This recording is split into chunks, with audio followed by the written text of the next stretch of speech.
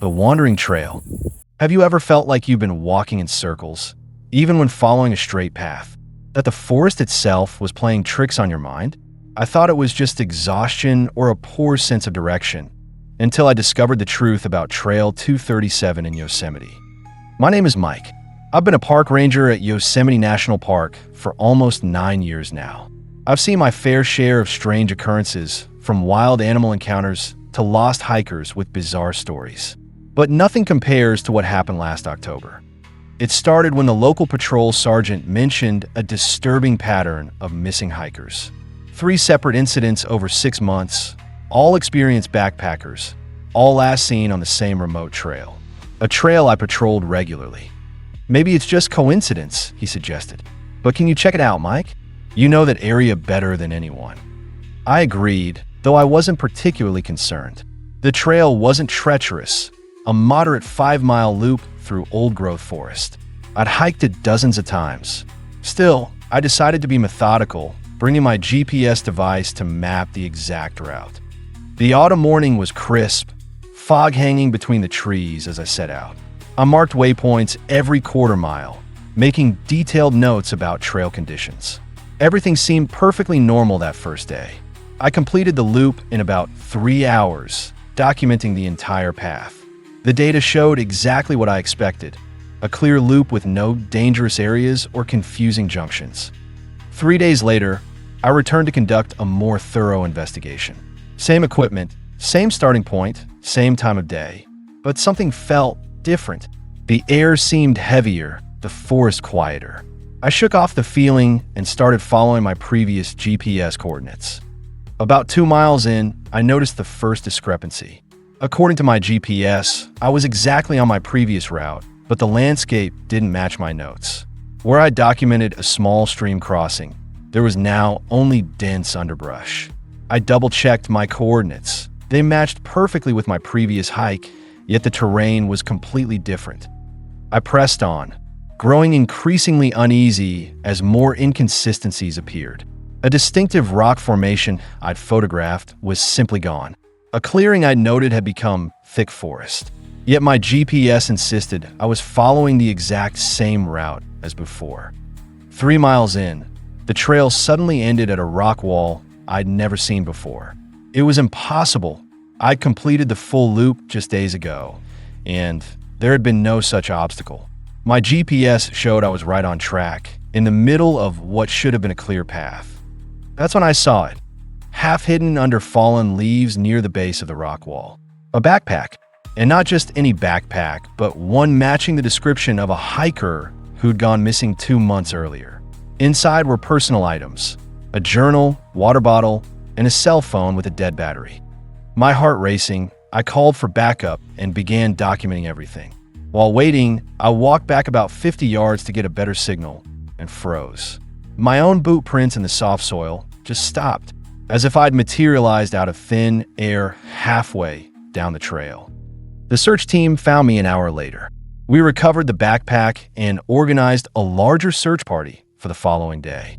But when we returned, the rock wall was gone. The trail continued as it always had, completing the normal loop. We never found the missing hikers. The backpack remains our only evidence that something happened. I've requested to be reassigned from that trail, but sometimes on foggy mornings I still look out my cabin window toward that section of the forest. And I swear the trees aren't where they were the day before. Park officials closed Trail 237 for maintenance 6 months ago. It hasn't reopened. If you visit Yosemite and see markers for it, do yourself a favor, walk the other way. I still check my GPS whenever I hike now. But the question that keeps me awake at night is, what if the coordinates themselves can't be trusted? What if the very fabric of space shifts when no one's watching? Thank you so much for watching our Dark Tales Vault videos. Your support means everything to this small channel. If you enjoyed this first story, please consider hitting that like button and subscribing to help us reach our first milestone of 100 subscribers. Each subscription brings us one step closer to creating more content for you. Also, please leave a comment with your feedback or your own strange experiences in national parks. Your engagement not only helps the channel grow, but also gives us ideas for future episodes. Now, let's continue with our second tale from the depths of the forest.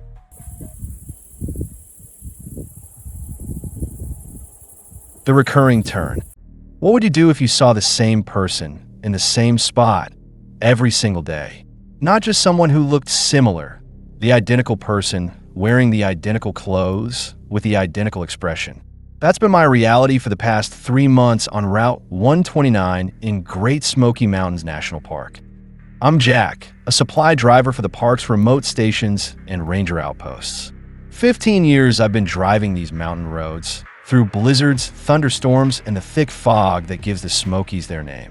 I know every curve, every pothole, every treacherous patch of black ice in winter.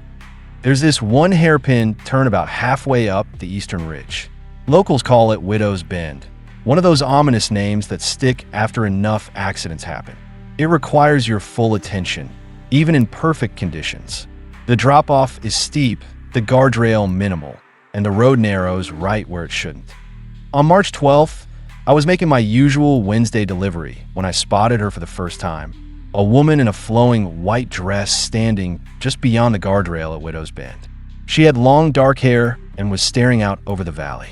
I slowed down, concerned about someone standing so close to the edge, but by the time I navigated the turn, she was gone. I didn't think much of it.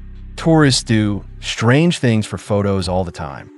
A week later, same turn, same woman, same dress, same position. Exactly the same. This time I pulled over after the bend and walked back, but found nothing. No hiking trails lead to that spot, just dense underbrush and a sheer drop. By the third week, I was getting unsettled. Wednesday delivery, Widow's Bend, 10:17 a.m., and there she was again. Identical in every detail. I mentioned it to Darren at the ranger station. "You've been driving too long," he laughed. "Or maybe someone's playing a prank." But the following week, Darren rode along. As we approached the bend, I slowed down. "There, you see her?" I pointed. Darren squinted through the windshield. "See what?" "The trees." She was there, plain as day to me. White dress billowing slightly, even though there was no wind. But Darren saw nothing.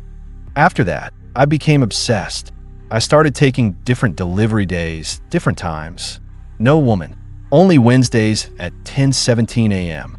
I took photos with my phone, but they showed only empty forest. I installed a dash cam. The footage revealed nothing but the curve and trees beyond. Yet every Wednesday there she was, and I began to notice more details. A bouquet of wildflowers clutched in her hands. A ribbon in her hair. The dress looked vintage, 1950s maybe. I finally went to the park's historical archives and searched through old incident reports. On May 18th, 1954, a bride named Eleanor Thorne was driving to her wedding when her car went off Widow's Bend. The newspaper clipping showed a young woman with long dark hair. She was wearing her wedding dress when they found her. The accident happened on a Wednesday at 10:22 a.m. The next Wednesday, I deliberately timed my approach to the bend for exactly 10:22. She was there, but different this time. She turned to look at me as I rounded the curve, her face sorrowful, almost pleading. I stopped the truck completely, something you should never do on that dangerous bend. "What do you want?" I called out the window. No response, but she didn't vanish either. She just slowly turned away, looking out over the valley again. That night, I dreamed of screeching tires and breaking glass, of a car soaring through empty air, the terror of falling. Yesterday was Wednesday again. As I approached Widow's Bend, I braced myself to see her, but the overlook was empty. Relief washed over me. Perhaps whatever held her here had finally released her. Then I felt a cold draft from the passenger seat. She sat beside me, wedding dress pulled around her, bouquet in her lap. Water dripped from her hair onto the seat, but left no marks. Her skin was pale, bluish. She didn't speak or look at me. She just raised one arm slowly and pointed ahead, toward the bend I was rapidly approaching. I slammed on the brakes just as a logging truck came barreling around the curve, completely in my lane. It missed my front bumper by inches. Once my hand stopped shaking, I turned to thank her, but the seat was empty. Just the lingering scent of wildflowers. I don't know if she'll be there next Wednesday. but I do know that Eleanor Thorne saved my life at the same bend that took hers. I've left flowers there every week since. Sometimes I wonder if she was trying to warn all the others who went off that curve over the years. How many drivers just didn't listen? If you're ever on Route 129 in the Smokies at Widow's Bend and see a woman in white, please slow down. She's trying to tell you something.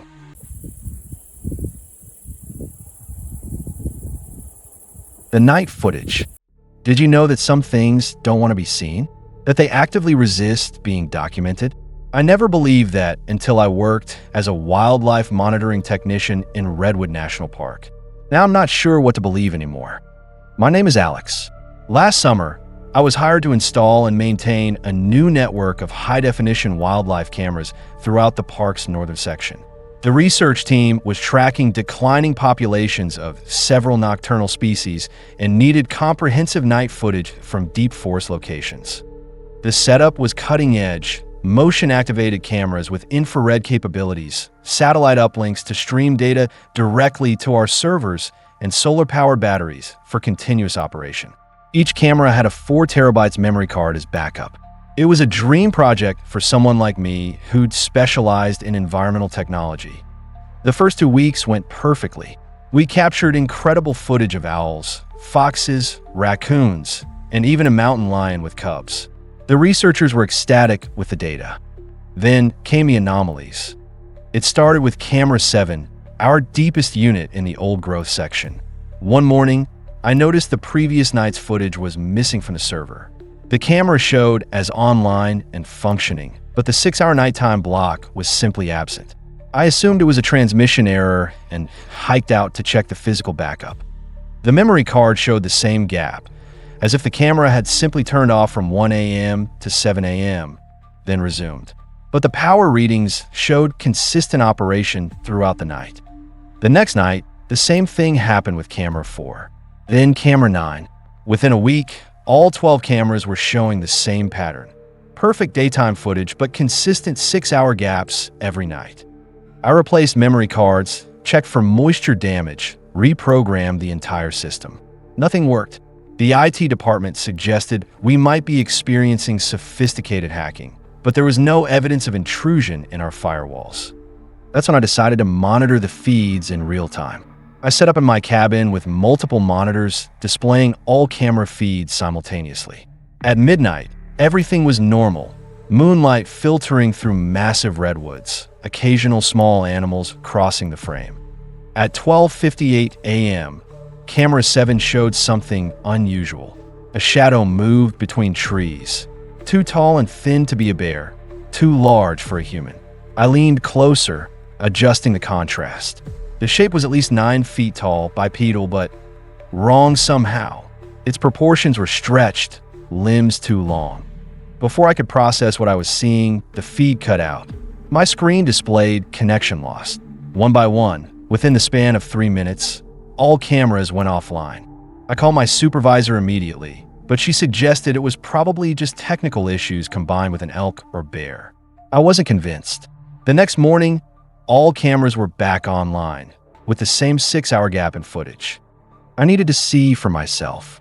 I packed camping gear and hiked out to camera 7's location, arriving before sunset. I set up a tent within sight of the camera, but concealed within a thicket of ferns. My plan was simple: watch the camera directly and document any physical interference. Night fell. The ancient redwoods blocked most of the moonlight, creating a darkness so complete it seemed solid. My flashlight barely penetrated 10 feet into the gloom. I kept it off mostly, not wanting to scare away whatever might come. At 12:45 a.m., I heard it, a sound unlike anything I'd encountered in years of wilderness work. A low, resonant vibration that seemed to come from the ground itself, more felt than heard. The air pressure changed, like the moment before a thunderstorm breaks. Through my night vision monocular, I saw them.